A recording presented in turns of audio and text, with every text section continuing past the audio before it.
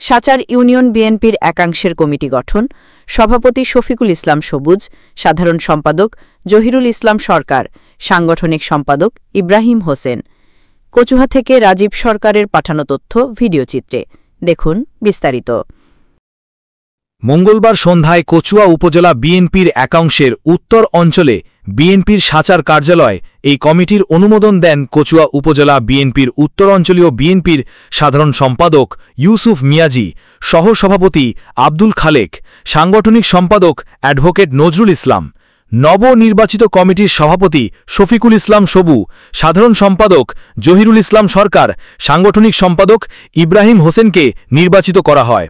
এ সময় উপস্থিত ছিলেন উপজেলা যুবদলের সভাপতি আব্দুস সালাম শান্ত, সহসভাপতি মনির হোসেন, উপজেলা স্বেচ্ছাসেবক দলের সাধারণ সম্পাদক মোহাম্মদ মাসুদ রানা মিয়াজি, সাচার ইউনিয়ন বিএনপির সাবেক সাধারণ সম্পাদক খোরশেদ আলম মেম্বার, সাংগঠনিক সম্পাদক ওয়াদুদ বেপারি, যুগ্ম সাধারণ সম্পাদক আমির হোসেন মুন্সি, ১ নং ওয়ার্ড বিএনপি সভাপতি জাহাঙ্গীর মোল্লা, ৩ নং ওয়ার্ড বিএনপি সাধারণ সম্পাদক মফিজুল ইসলাম, ইউনিয়ন যুবদলের ভারপ্রাপ্ত সভাপতি ডাক্তার সিরাজ, সাধারণ সম্পাদক সোহেল রানা, যুগ্ম সাধারণ সম্পাদক আলম প্রধান, সাংগঠনিক সম্পাদক কামাল হোসেন, সহসভাপতি বিল্লাল হোসেন, সাবেক ছাত্রনেতা আলম মিয়া সহ ইউনিয়নের বিএনপি, যুবদল, ছাত্রদল সহ বিভিন্ন ওয়ার্ডের নেতাকর্মীরা উপস্থিত ছিলেন।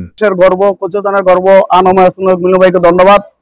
আমি আরো ধন্যবাদ দিচ্ছি নাজমুন্নাহর বিবি আপাকে। আমি আজকের এই কমিটি ঘোষণা করার উপলক্ষে কচুয়া থানার বিএনপির অঙ্গ সংগঠনের সিনিয়র নেতৃবৃন্দকে আমাকে সাধারণ সম্পাদক নির্বাচিত করায় ডক্টর আনম এহসান হক মিলন ভাইকে ধন্যবাদ জানাচ্ছি এবং নাজমুন্নাহর বিবি আপাকে ধন্যবাদ জানাচ্ছি। তার পাশাপাশি আমাদের কচুয়া উপজেলা উত্তরাঞ্চলীয়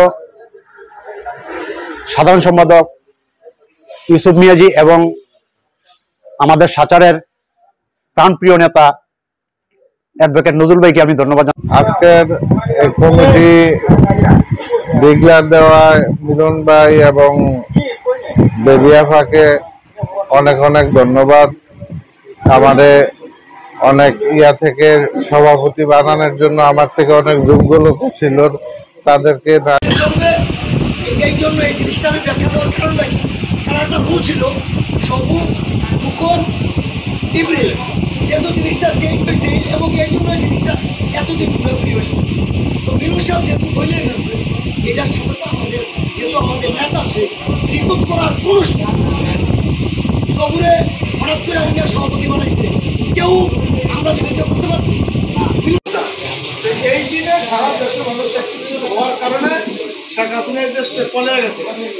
আর এই দিনে এই হাসিনার যে প্রেসিড বাহিনী দ্বারা অসংখ্য ছাত্র জনতা ওইদিন শহীদ হয়েছে, রক্তে রঞ্জিত হয়েছে। ঢাকার পর কচুয়ার মানুষ কচুয়া আন্দোলন না করলো, ঢাকার বিভিন্ন জায়গা, চট্টগ্রাম, খুলনা, বিভিন্ন শহরও আন্দোলন করলো, অনেকে ক্ষতিগ্রস্ত হয়েছে। তাই আজকের এই দিনটাকে স্মরণ করার জন্য সারা বাংলাদেশে আজকে বিভিন্ন দোয়া আয়োজন করছেন, বিজয় উৎসব করছেন, বিভিন্ন মানুষ যে যেভাবে আনুষ্ঠানিকতা করতে আছে। তা আমরাও আজকে কচুয়া উত্তরাঞ্চলবাসী আমাদের সবাই মিলে আমরা একত্রিত হয়েছি।